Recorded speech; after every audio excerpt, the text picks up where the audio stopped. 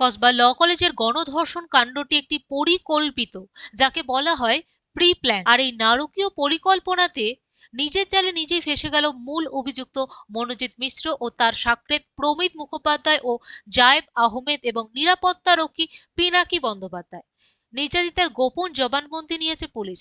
তাতে নির্যাতিতা বলেছে, জায়েব আহমেদ তাকে বিবস্ত্র করে, জোর করে তাকে ধর্ষণ করতে শুরু করে।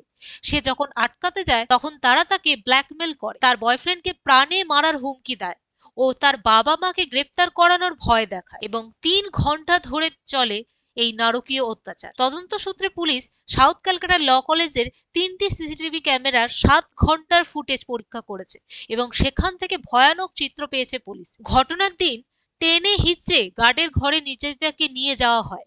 কলেজের সেই গার্ডের ঘর থেকে পুলিশ বাজেয়াপ্ত করে দাগ লাগা বেডশিট। কলেজের রুমে 3টি বেঞ্চ একসাথে করে একটি চাদর পাতা হয়েছিল এবং তার উপরেই চলে এই নারকীয় অত্যাচারটি।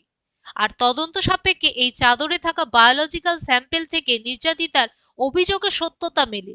তদন্তে নেমেই অভিযুক্তদের কাছ থেকে মোবাইল ফোন বাজেয়াপ্ত করেছে পুলিশ এবং এখানেই মোড় নেয় নয়া আর এক চাঞ্চল্যকর বিষয়।